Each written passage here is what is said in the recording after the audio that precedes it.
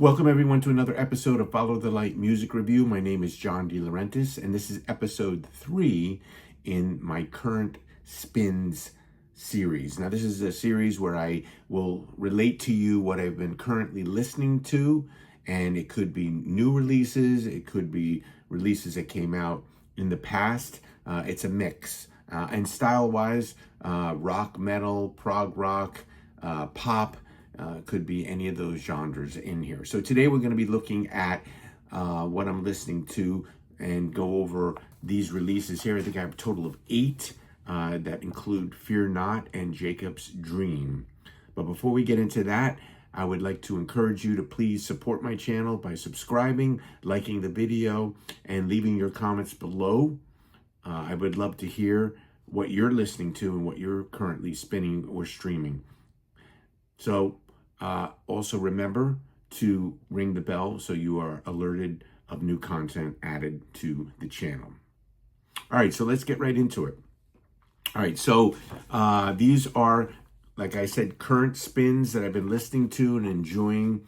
And I listen to my music in 3 different ways.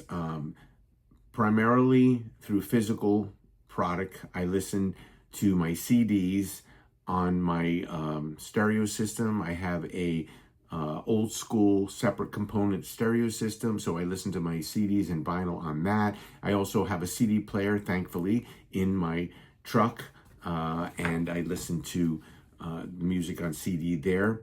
And I also stream some things. Sometimes I listen to different things streaming because it's not available in a physical product. Usually what I'll do is if I do buy something that's only available streaming, then I will end up burning it myself onto its own CD so I can have that portability. All right, so we're going to start off with Jacob's Dream, Drama of the Ages. Now, this is an album that was re-released recently. This is a reissue, 20th anniversary edition from Retroactive Records. So, of course, they do stellar reissues. So you have a beautiful layout by Scott Waters on here. You have a great booklet with all the lyrics inside. And you have a nice band photo there. All the musicians there.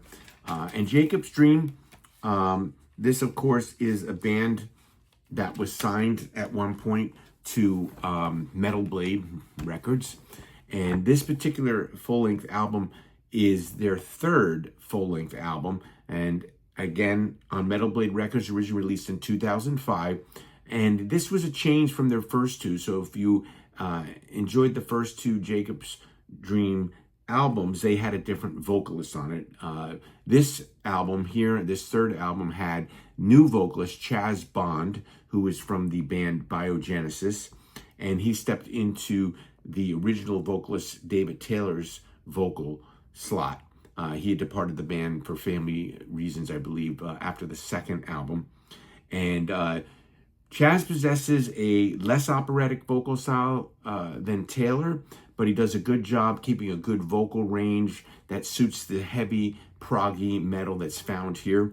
Standout tracks on this album are Keeper of the Crown, the tour de force Forever Winter, which references the Chronicles of Narnia's The Lion, the Witch, and the Wardrobe, and Cutting Words, which blends some nice melodic interludes with its heaviness. So again, if you missed out on this one, Jacob's Dream, and you like proggy styled operatic type Queen, it's not as Queensryche. I think the Queensryche references were probably on the first 2 albums mainly because of David Taylor's vocal style, but this is more of the same type of really good music on here. Maybe not quite as strong as the first 2 albums, but it's definitely an enjoyable listen. So you can check that one out. So that's my first one that I'm showing. Now, on the last Current Spins episode, I talked about Orphan Project and Spooning Out the Sea. That was their 2nd full-length album, and that was a band that was referenced to me by Kevin Crothers of Heaven's Metal. So since then, I've purchased their first full-length album. So this is Orphan Project, Orphan Found. And this album came out in 2003, so there was a little bit of time in between that and the Spooning Out to Sea, which came out in 2009. And this first full-length album by the band is, for me, a little bit more progressive rock, has a more progressive rock vibe to it, and reminds me a lot of Kansas in some parts of it, and that may be due to the fact that there is violin on here. And it's a stellar album, has many sonic detours that are a pleasure to hear, and it has the vocals of Shane Langford, so you might know that name from the band Circadian Rhythm, which eventually changed their name to About a Day, and then Visual Cliff. So Visual Cliff, if you got that recent reissue on vinyl, that is also features Rob Perez of Echo Verse fame. Shane Langford is on there as well. And it's outstanding, great level of musicianship on here, expert songwriting, and it makes a standout album from that year of 2003. I found my copy of this on Discogs, so there are copies on Discogs to get. That's what the inside looks like. So last time I checked, there were plenty of copies to get, and I got it at a decent price on there, and I'm very happy to have this and the follow-up, Spooning Out to Sea. They're also available on streaming. You can listen to them streaming, so you can certainly listen to them before you buy or try looking for them. They also have like a EP called 2 that was on here with 4 tracks. I think I may have mentioned that last time. And that has like 3 tracks, I think, that ended up on Spooning Out to Sea, if I'm correct. And has a cover of Pink Floyd's Another Brick in the Wall Part 2. So Orphan Project, another one I've been spinning and really enjoying. Now this one, it veers away from the rock and the prog rock and the metal. This is Chuck Girard, his final album that he made before he passed. And this is called Moonrise Serenade. And it came out in 2024 on the Seven Thunders record label. And it's interesting that when Chuck Girard was recording this, his 11th studio album, or his 11th solo album, he originally wanted to call it Song of the Swan. And that was considered a title that was kind of fatalistic by his wife and friends. So he changed the title of it. And ironically, it did end up being his swan song. It was the last solo album he made before he passed on August 11th, 2025, at the age of 81. So it's a lengthy album. It's 17 songs. It has a lot of variety of songs and styles on here. And it opens with a beautiful worship song called Drifting, and contains many gems, such as his tribute to his grandma on here, called Grandma, the sprawling choral worship song, Blessed Be the Name of My Rock. The contemplative Was That Jesus, the story song Curtain, really one of the highlights on here as well. And that song Curtain has kind of a bluesy vibe, so that has a little bit of some rock elements in there. And he has kind of a throwback sound to maybe his earlier bands that he was involved with, the Castells and all them, with a song called Baby You Don't Have to Cry, which was actually a song that he says was written prior to him becoming a Christian. And it sounds to me like almost like a Lost Beach Boys kind of surf song. So again, a lot of variety on this album in terms of sound. It's got worship songs on here. It's got pop songs on here. It's got some bluesy songs. It's got some more, a little bit rockier songs with some guitar work on there. And there's also a nice bonus track on here that was on here for called By the Way. And that was a song that was written in 1980 about Chuck's struggle with alcoholism.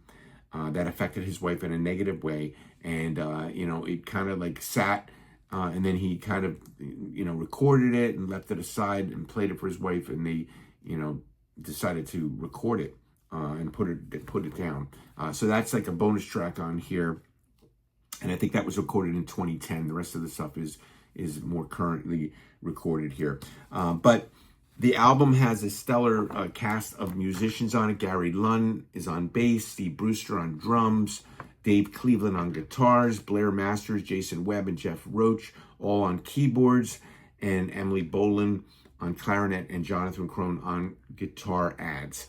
So again, if you're looking for something, this is a great album if you want something to kind of clean the palate, as they say, after listening to a lot of rock and metal and heavy stuff. This is a great album to like kind of wind yourself down, nice to listen to maybe, a couple hours before bed, worship the Lord with it. It's a really strong final musical testament to Chuck Girard, of course, known for his legacy with the band Love Song and his solo albums that he put out. So check that out if you want something a little bit off the beaten path that may be different from maybe the rock or the metal or the pop that you're listening to.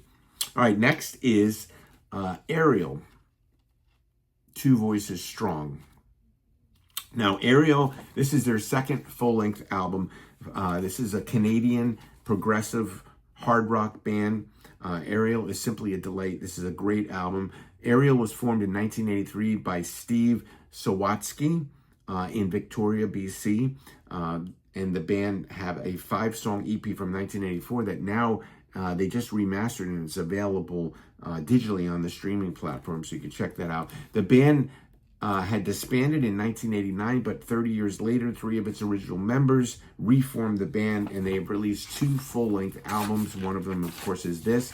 The first one was called Sorrows to Seven, and now this album in 2025. So the band mixes elements of hard rock, progressive rock, choral-style vocals, and features top-notch musicianship. Tracks like Overcome and the title track are tour de force musical workouts, but the whole album shines like a diamond in the sun. It's, for me, one of the best albums of the year. And you can stream these albums. You can stream this one, the Two Voices Strong, and the other one, Sorrows to Seven, for free on the Ariel Band website. And physical copies of the CD are now easier to find if you live in Canada.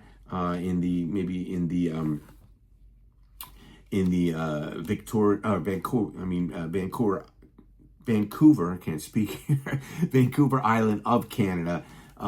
You could probably find this in, the physical copies in the stores there. However, it's going to probably be a little bit tricky to try to get a copy of this from Canada to the United States with all the new postal restrictions here. So for now, you might have to stream it. It would be great to see this reissued and distributed here in the United States.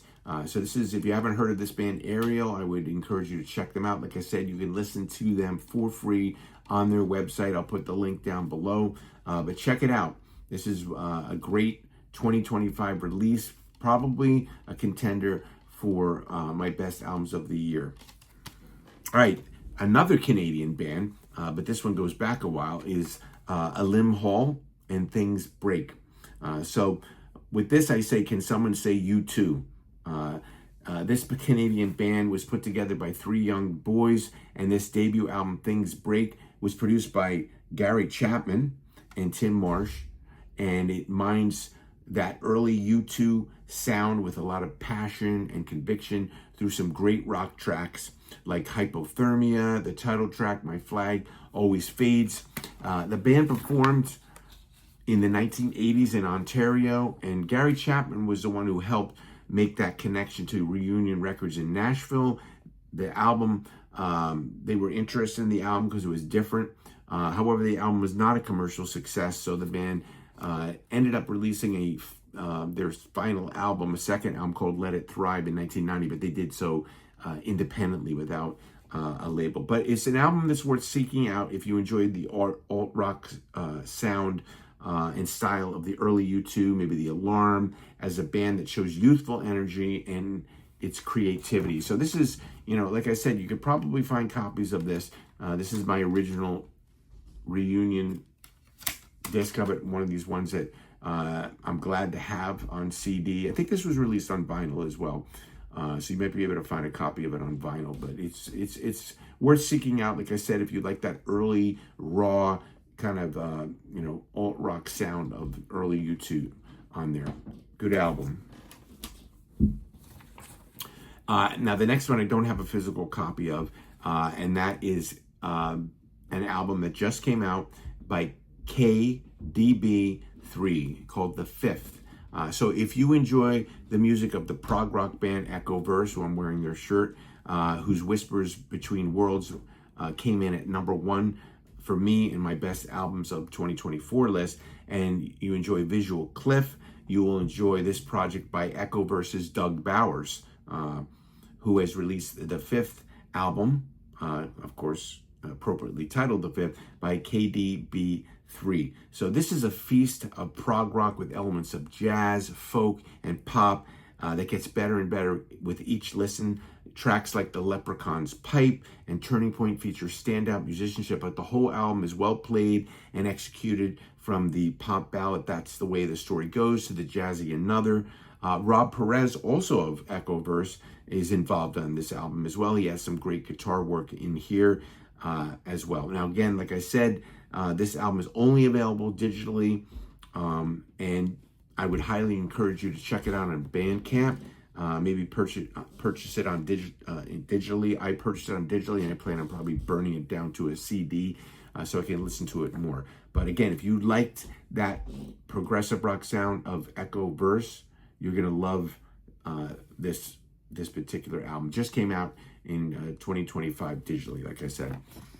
Next one is kind of a different one here. This is more of a mainstream album, but I'm including here because you might know of Brad Smith from his excellent Broken Bones and Bullet Holes album that was released on Rox Records in 2024, and which was an album that made my best of 20 best albums of 2024 list. He's also a member of Latter Rain. You might know him from there.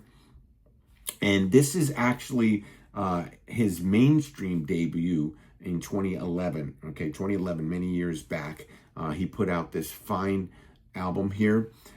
He calls it himself, and I have a quote here. He describes the album as uncomplicated driving riff rock with melodic vocal hooks and ample backing harmonies. All right, so there's a lot of great tracks on here, from the opening riff rocker Step Right Up, which features Joe Mizzy on smoky lead vocals and the infectious Superhero, to Brad's capable cover versions. He does some interesting cover versions on here. He does Ace Frehley's Shock Me, and he does Simple Minds' Don't You Forget About Me. Joe Mizzy, as I mentioned before, he offers lead vocals on 4 of the tracks, and a person by the name of Greg Benendum also sings lead on one track, and then Brad is on the rest of the album singing. He also does all the guitars, the bass, the keyboards, and the drum programming on here as well. So other standout tracks on here are Castle Falls and Black. So this, though it's not a Christian album, you should check out this fine slab of melodic rock. The CDs are now sold out. So this is a copy that Brad signed for me here. It is available to stream and listen to on Bandcamp. I mean, this is just a really solid album. I would love to see it reissued because it's really very well played and very well done.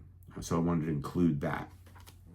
All right, and finally on the list is the brand new Fear Not EP called Weight of the World. Now, this is their new 5-song EP. It's an incredible, blazing hot mix of melodic hard rock. It was released to hold the fans over until their next full-length album. So that's probably the only thing you'll find disappointing about this album is its short length. And I know some people have said, it ends too soon with just the 5 tracks on here. But like I said, it's like a holdover into their next full-length album. And one of the best songs on here for me is a song called A Circle Complete.